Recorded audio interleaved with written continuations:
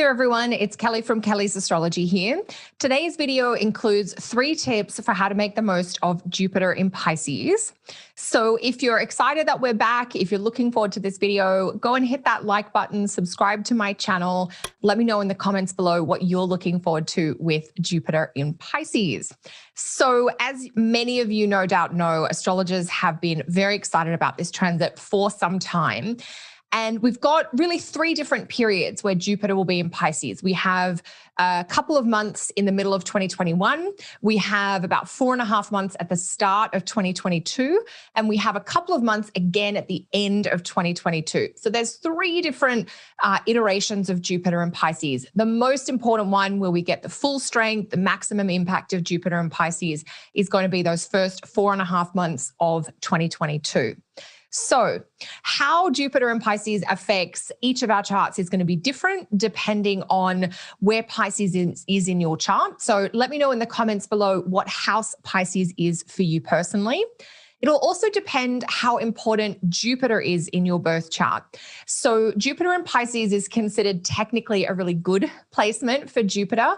Jupiter's in one of its home signs. So if you have a lot of planets in the sign of Sagittarius, like Billie Eilish, the singer and musician, if you have a lot of planets in Pisces, then having Jupiter in Pisces is going to be good for you, whether you have a lot of planets in Sag or a lot of planets in Pisces, because Jupiter is going to be in better condition and better able to guide and support the planets that you have in Sagittarius and Pisces. Maybe when Jupiter's in Pisces, Jupiter is your perfected time lord, and you're in a year that is ruled by one of Jupiter's signs, Sagittarius or Pisces. That's going to be even better for you. If you don't know what I mean by perfections or time lords, check the link below for a class on that. Okay, so even though there are some really unique and personal ways that Jupiter and Pisces will affect each of us based on our charts, I think there are 3 general trends that we can all be exploring and dabbling in while Jupiter is in Pisces. So I'm going to read the tips and then I'm going to tell you a little bit about them. So this is a summary of a blog post on my website called 3 Tips for Jupiter and Pisces: Feelings, Soul, and Service. So there's a few clues there. The 3 specific tips, the first one is water your spirit. The second one is nourish your heart. And the third one is find ways to serve. So let me tell you a little bit about what I mean by each of these. And each of these tips is speaking to a particular facet or component of what Jupiter in Pisces can be about. So the first tip, water your spirit. I'm just going to read a sentence from my blog post because I'm more poetic when I'm writing sometimes than when I'm speaking. So Jupiter in Pisces is like a cooling, gentle rain for a tired, weary soul. As the parched, dry earth of your insides softens under the touch of Jupiter in Pisces, you may become increasingly aware that something is missing in your spiritual life or around how you define and find meaning. So spiritual and mystical practices are going to be really amplified with Jupiter in Pisces, whether that is meditation, whether that's working with tarot cards or other cards, whether it's working with crystals or runes or anything that has an energetic, intuitive, or a metaphysical component. Of course, astrology is part of this, but I don't think it's limited to astrology. Whether you want to connect with the energy in plant life, in nature, whether you want to be communing with animals or other spirits, these are just a few examples about how Jupiter and Pisces might inspire you to connect with the divine. So our souls will be craving satisfaction. They want that kind of beautiful rain to nourish the spirit inside us. And so this is not a productive pastime. When we are nourishing our spirit or kind of tending to our soul, we're caring for our insides in a very gentle, personally meaningful way, but usually in a way that might be against earning or producing or achieving. And so we do want to keep in mind that while Jupiter and Pisces can definitely expand opportunities for creative and artistic gifts, the primary purpose of Jupiter and Pisces is probably not success in a worldly sense or in regards to material gain. When I think about abundance with Jupiter and Pisces, I think a lot more about abundance of the heart, which comes up in our second point. So the key here is that philosophy and poetry might inspire you. I know I've been reading a lot more Buddhist material and poetry, which are two things that have always helped me care for my soul. And I just can't get enough of that right now. I'm rereading some of my favorite Buddhist books. I've got new ones to dive into. So whether it's philosophical, whether it's ancient and historical, whether it's spiritual and kind of has that woo-woo vibe, you're going to realize that there's more to life and meaning than just getting ahead in the material, kind of mundane, earthly world. And you're going to start searching for that. Now, you're going to have a little bit of discernment because you might be so aching for that connection to divine. You could put your trust or your faith in somebody who doesn't deserve it as a leader or a teacher. So be really careful that you seek out quality teachers, quality mentors, and quality guides for your spiritual and metaphysical explorations right now. But don't let that stop you going, because I think we all need a little bit more of that mystical space in our life right now. So going within, finding a new and deeper connection with the divine. It might be connecting to meditation practice. It might be making yoga more of a regular part of your life. It might just be slowing down a little bit so that you have time to be with your thoughts or write in your journal every day. Anything that has a reflective, introspective quality is really going to help you water that spirit of yours. Now, having more time to yourself is naturally going to lead into point number 2 with Jupiter and Pisces, which is about the importance of nourishing the heart. So Jupiter and Pisces is going to be all about emotions, and it's going to be about a wide range and experience of emotions. If Jupiter is a big, broad planet that's expansive, and Pisces is a sign that we know has no limits, this is big, broad, expansive feelings that go in all directions or many directions at once. So if you're going to nourish your heart and really care for your emotional self, you need to know it. You need to be in relationship with it. You need to be in contact with your insides. So a huge part of the Jupiter and Pisces transit is going to be about helping you acknowledge, explore, and get to know your feelings. In my recent webinar, Jupiter and Pisces Dreaming Up the Future, I talked a lot about grief and how one thing I think we're going to see as Jupiter makes his way through Pisces is all of us coming to appreciate the power and the place of grief in our lives. We're going to get better at naming when we are grieving for something we have lost. We can grieve for many things. We can grieve for people and pets and even places that were once in our life and aren't anymore. But we can also grieve when we deal with a disappointment or some sort of psychological loss, if you like.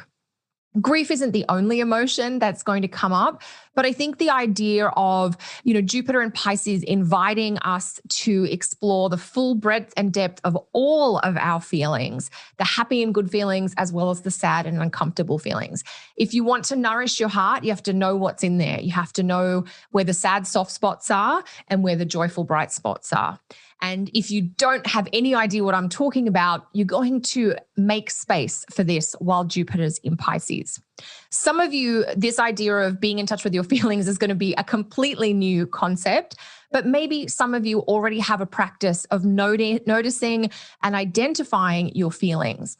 One way, if you aren't used to naming your feelings, for instance, a couple of tips that I would suggest. Sometimes, if we have a practice, maybe you've been going to therapy for a while or you have a very sensitive demeanor and you're often able to pick up on the clues in your body quite quickly. But if you're not used to figuring out how you feel, you can start by noticing physical or physiological changes. Things like increased breathing or respiration rates, sweatiness, like under the armpits or sweaty palms. Maybe you notice yourself tightening in your shoulders or in your belly when you're around a certain person or when you have conversations about a certain topic. And maybe you notice that when you're with different people or you talk about other subjects, you feel an ease come into your body. So sometimes when we want to start building that emotionally intuitive or emotionally aware relationship with ourselves, this kind of abstract self, we can use our physical body to help guide us. So notice who, what, and where, notice the setting and the people around and the kind of experience you're having when you feel relaxed and easy or time passes without you noticing it. And equally pay attention to when you're watching the clock or you're really stressed or your body is getting tighter and tighter, and just see what that's telling you about whether you really feel safe around the people that you're in, whether you feel unsafe in the environment. Starting to pay attention and bringing awareness is the first clue to taking care of yourself, because if you don't know what's there, it's hard to look after it. But if you start to know what's there, then you can start to cultivate a curiosity about, well, if I feel really tight here, should I leave? Do I need to get something to eat? Do I need to just go and talk to a different person? And then you start to get to know that kind of really potent inside inner knowing and wisdom. So that's tip number 2. Nourish your heart by building a relationship with your own emotional insides. And the third point is find ways to serve. So it's often said in many therapeutic and spiritual traditions that one way to help yourself is to focus on helping others. Many people talk to me about wanting to find passion or purpose. And what we often explore is what would be an interesting way for you to give back or to support others, and start there. So helping others is a really great first step to helping the self. Jupiter in Pisces can activate this quality of compassion for the suffering or the struggle of other people around you. It might even bring it to the surface a desire to help, guide, mentor, teach, or encourage other individuals. So if you're feeling, inspired, look for outlets to give or to share. Every one of us has weird knowledge or experience about something quite peculiar that other people will be interested in. And finding ways that you can share that is a great way to get you closer to something that might feel meaningful for you. So these are just things to have a think about, whether it's volunteering your time for an organization or a cause that you feel passionate about. You might want to organize something that you feel really strongly about. You might make yourself available to answer questions or offer guidance to younger members of your family or your community, or generally just commit to giving to mentoring or giving back where you can. When we think about finding ways to serve, sometimes we think about giving money, but often sharing our time or our experience is more meaningful and impactful. And the funny thing is, it's actually more satisfying too. So finding ways to serve might mean committing to learning more about a social issue or a collective concern that you feel strongly about.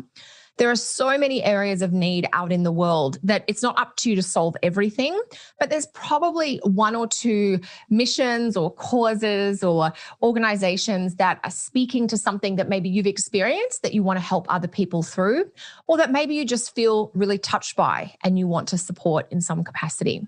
There's no right or wrong around finding ways to serve. It doesn't have to be big. It doesn't have to have a big price tag attached to it. It doesn't even need to make the paper. It just needs to make a small difference to one or two people as you make your contribution. So there are 3 ways to think about working with Jupiter in Pisces: watering your spirit by developing more of a spiritual or mystical practice, nourishing your heart by getting to know your feelings and then honoring them or caring for yourself by putting yourself in situations or with people that make you feel generally safer or more calm or more yourself. And the 3rd way is find ways to serve, sharing whatever abundance, generosity, wisdom, or experience you have with others in a kind of pay it forward or giving back kind of concept. So how are you experiencing Jupiter in Pisces so far? How is it activating your personal birth chart? Let me know via the comments below. Don't forget to like the video and subscribe to my channel. I do have a very brief, if you need some tips on what Jupiter and Pisces might be about for you, there's a very brief, simple kind of topic mini horoscope for your rising sign over on my website, kellysastrology.com, and I'll pop the link for that below. All right, team, thanks so much for joining me for this really fun video on how to work with Jupiter and Pisces. I hope it helps you. I look forward to hearing about your experience via the comments below, and I'll be back to share more soon. Bye for now.